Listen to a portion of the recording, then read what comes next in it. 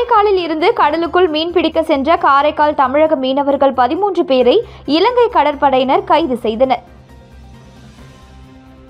காரைக்கால் மாவட்டம் கிளிஞ்சல்மேடு மீனவ கிராமத்தை சேர்ந்த ஆனந்தவேல் என்பவருக்கு சொந்தமான விசைப்படகில் அதே ஊரை சேர்ந்த 13 பேர் கடந்த 26ஆம் தேதி காலை 10 மணி அளவில் காரைக்காலில் மீன்பிடி துறைமுகத்திலிருந்து கடலுக்கு மீன்பிடிக்க சென்றனர்.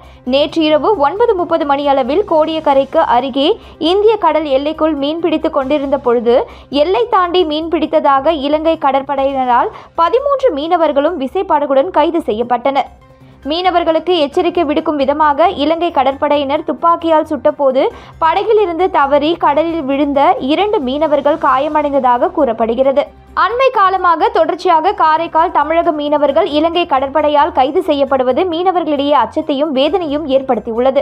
கைது செய்யப்பட்ட மீனவர்களையும் இதுவரை இலங்கை கடற்படையால் பறிமுதல் செய்து வைக்கப்பட்டுள்ள மீன்பிடி படகுகளையும் உடனடியாக விடுவிக்க மத்திய மாநில அரசுகள் விரைந்து நடவடிக்கை எடுக்க வேண்டும் என காரைக்கால் மாவட்ட மீனவர்கள் கோரிக்கை விடுத்துள்ளனர்.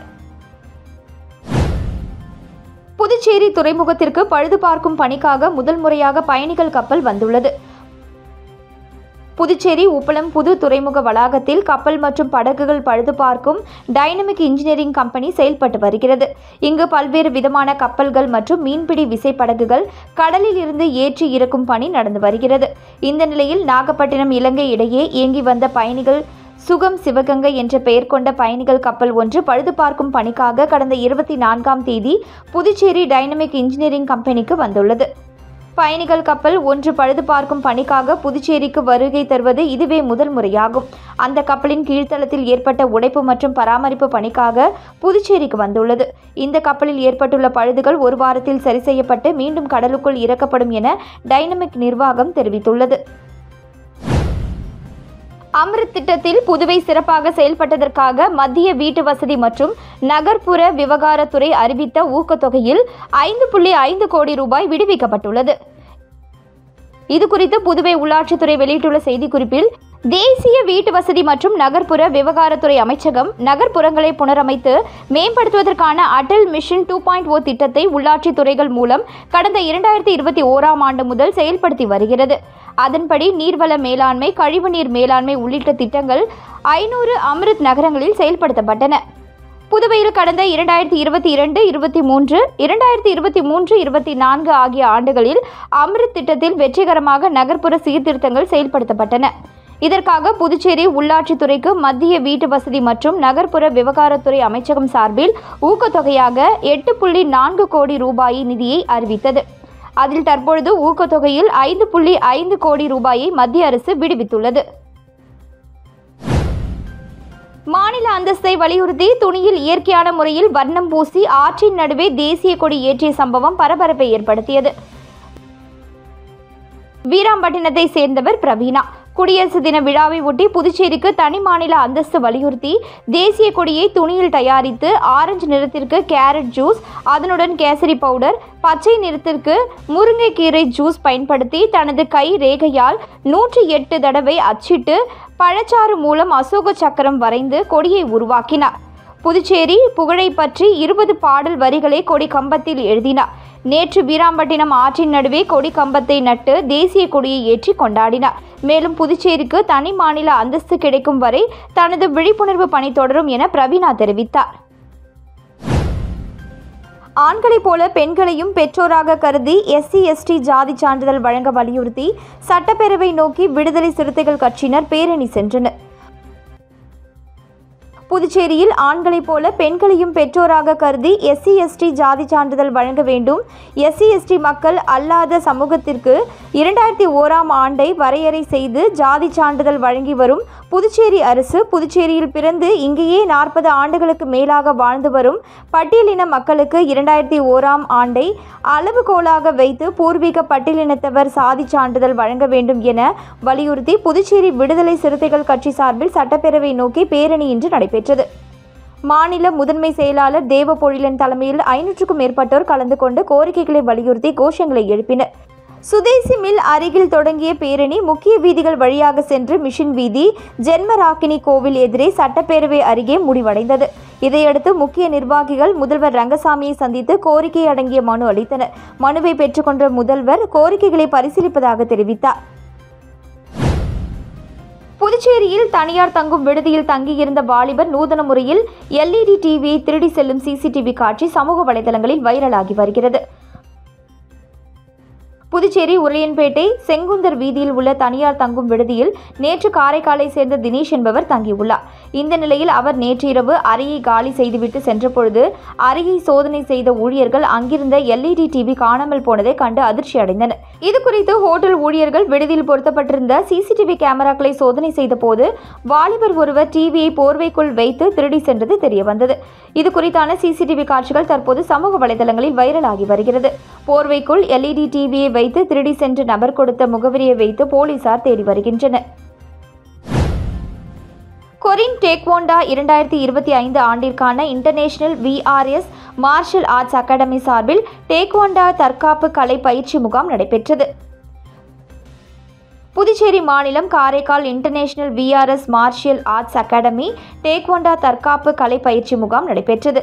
இதில் சிறப்பு பயிற்சியாளராக Korean Kukkiwon taekwondo grand master Jongki Lee அவர்களால் டேக்வோண்டா பயிற்சியும் மற்றும் ஜனவரி 26 குடியரசு தினத்தன்று அவர்கள் கையால் தேசிய கொடி ஏற்றி மரியாதை செய்யப்பட்டது.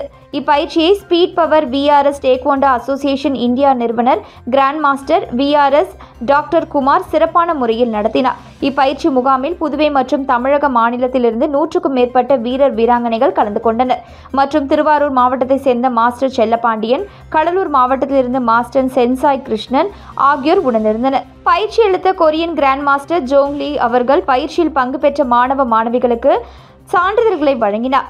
அத்துடன் அகாடமி நிறுவனர் grand master doctor VRS Kumar அவர்கள் கொரியன் கிராண்ட் மாஸ்டர் ஜோங்லி அவர்களுக்கு பொன்னாடை அணிவித்து நினைவு பரிசை வழங்கினார். புதுச்சேரி பிராந்தியத்தில் பொதுப்பணித்துறை சார்பில் கடந்த 3 ஆண்டுகளில் மட்டும் 294.03 கிலோமீட்டர் தொலைவுக்கு சாலைகள் சீரமைக்கப்பட்டுள்ளதாக அமைச்சர் லட்சுமி நாராயணன் தெரிவித்துள்ளார். இது தொடர்பாக அவர் வெளியிட்டுள்ள அறிக்கையில் புதுச்சேரி பிராந்தியத்தில் பொதுப்பணித்துறையானது 456.86 கிலோமீட்டர் நீள தார் சாலைகளை பராமரித்து வருகிறது. இதில் 294.03 கிலோமீட்டர் சாலைகள் கடந்த 3 ஆண்டுகளில் சீரமைக்கப்பட்டுள்ளன. பிரதம மந்திரி கிராம சாலை அபிவிருத்தி திட்டம், வங்கிகள் நிதியுதவி மூலம் சாலைகள் சீரமைக்கப்பட்டன. பணிகளை மேற்கொண்ட சம்பந்தப்பட்ட நிறுவனங்கள் ஓராண்டு முதல் 5 ஆண்டு வரை அவற்றை சீரமைக்கவும் ஒப்பந்தம் மேற்கொள்ளப்பட்டுள்ளது.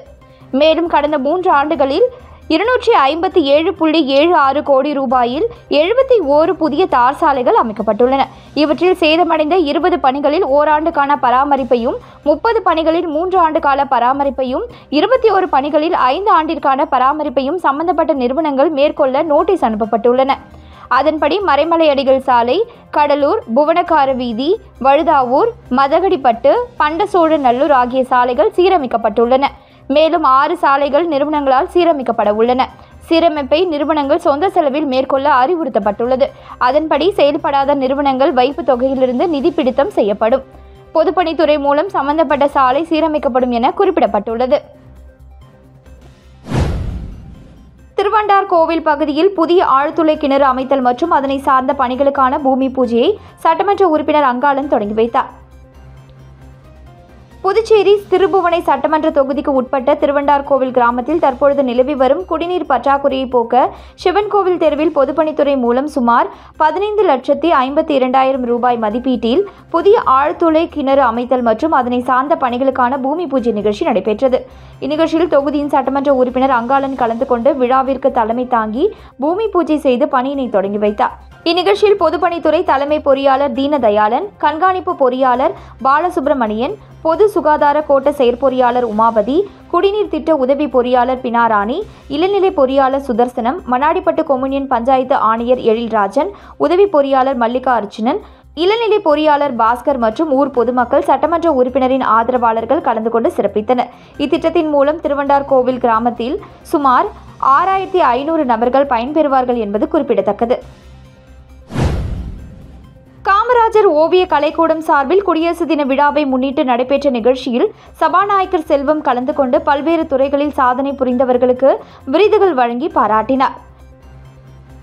காமராஜர் ஓவிய கலைக்கூடம் சார்பில் குடியரசு தின விழாவை முன்னிட்டு பல்வேறு துறைகளில் சாதனை புரிந்தவர்களுக்கு விருதுகள் வழங்கும் விழா மற்றும் மாணவர்களின் ஓவிய கண்காட்சி புதுவை தமிழ்ச்சங்கத்தில் நடைபெற்றது.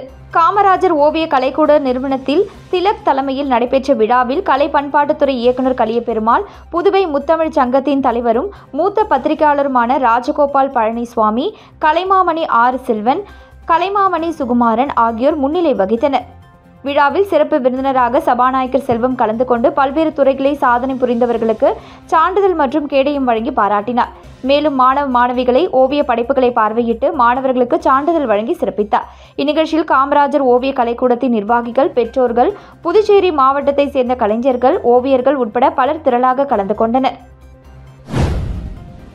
கதிர்காமம் இந்திரா காந்தி அரசு மருத்துவக் கல்லூரியின் செவிலியர் பயிற்சி கல்லூரியில் புதியதாக சேர்த்துக் கொள்ளப்பட்ட 2ஆம் ஆண்டு செவிலியர் பயிற்சி மாணவர்கள் ஒளிவிளக்கேற்றி உறுதிமொழி ஏற்கும் விழா இன்று நடைபெற்றது. புதுச்சேரி கதிர்காமம் இந்திரா காந்தி மருத்துவக் கல்லூரி மற்றும் ஆராய்ச்சி நிறுவனத்தின் செவிலியர் கல்லூரியில் புதியதாக சேர்க்கப்பட்ட 2ஆம் ஆண்டு செவிலியர் மாணவர்களுக்கான ஒளிவிளக்கேற்றி உறுதிமொழி ஏற்கும் விழா இன்று கல்லூரி வளாகத்தில் சிறப்பாக கொண்டாடப்பட்டது. இவ்விழாவில் முதலமைச்சர் ரங்கசாமி கலந்து கொண்டு புதியதாக பயிற்சியை தொடங்க இருக்கும் செவிலிய மாணவர்களுக்கு ஒளிவிளக்கேற்றி தலைமை உரையாற்றினார். சட்டப்பேரவைத் தலைவர் செல்வம், சட்டமன்ற உறுப்பினர் ரமேஷ், இந்திரா காந்தி அரசு மருத்துவக் கல்லூரியின் இயக்குநர் டாக்டர் உதயசங்கர், கல்லூரி தலைவர் டாக்டர் ராமச்சந்திரன், மருத்துவ கண்காணிப்பாளர் டாக்டர் ஜோசப் ராஜேஷ் மற்றும் மருத்துவர்கள், செவிலியர்கள் பலரும் இவ்விழாவில் கலந்து கொண்டனர். மேலும் இவ்விழாவிற்கு வருகை புரிந்த சிறப்பு விருந்தினர்கள் அனைவரையும் செவிலிய கல்லூரியின் முதல்வர் டாக்டர் பிரமிளா தமிழ்வாணன் வரவேற்றார். முனைவர் டாக்டர் கணேஷ் ஆண்டறிக்கை வாசித்தார். செவிலிய அதிகாரிகள் பொறுப்பு அதிகாரி சுமதி, பிளாரன்ஸ் நைட்டிங்கேல் உரையை வாசிக்க செவிலிய மாணவ மாணவிகள் அதனை வழிமொழிந்தனர். வில்லியனூர் போக்குவரத்து காவல் நிலையத்திற்கு உட்பட்ட பகுதிகளில் அமைக்கப்பட்டுள்ள புதிய சிக்னல்களை டிஐஜி சத்யசுந்தரம் ஆய்வு செய்தார். புதுச்சேரி போக்குவரத்து காவல்துறையின் மூலமாக சாலை விதிகளை பொதுமக்கள் கடைபிடிப்பதற்கும், ஹெல்மெட் அணிவதற்கும், சாலை விபத்துகளை தடுப்பதற்கும் புதுச்சேரி அரசு போக்குவரத்து காவல்துறையானது பல்வேறு நடவடிக்கைகளை மேற்கொண்டு வருகிறது. இதில் வில்லியனூர் போக்குவரத்து காவல் நிலையத்திற்கு உட்பட்ட முக்கிய சந்திப்புகளில் புதிய சிக்னல்கள் பொருத்தும் பணியானது கடந்த சில நாட்களுக்கு முன்பு முடிவடைந்தது. இந்த புதிய சிக்னல்களை மக்களின் பயன்பாட்டிற்கு விரைவில் கொண்டு வருவதற்கான போக்குவரத்து போலீசார் பணிகளை மேற்கொண்டு வருகின்றனர். இந்த பணியை ஆய்வு செய்வதற்காக புதுச்சேரி சட்டம் ஒழுங்கு டிஐஜி சத்யசுந்தரம் வில்லியனூர், கண்ணகி, ஹைமாஸ், எம்ஜிஆர் சதுக்கம், 10 கண்ணு, சேதராப்பட்டு ஆகிய பகுதிகளில் பொருத்தப்பட்டுள்ள புதிய சிக்னலை பார்வையிட்டார். மேலும் ஆய்வின் போது போக்குவரத்து முதுநிலை காவல் கண்காணிப்பாளர் பிரவீன்குமார் திரிபாதி, காவல் கண்காணிப்பாளர்கள் மோகன்குமார், செல்வம், வில்லியனூர் போக்குவரத்து காவல் நிலைய ஆய்வாளர் செந்தில் கணேஷ், உதவி ஆய்வாளர் முத்துக்குமார் மற்றும் போக்குவரத்து காவலர்கள் உடனிருந்தனர்.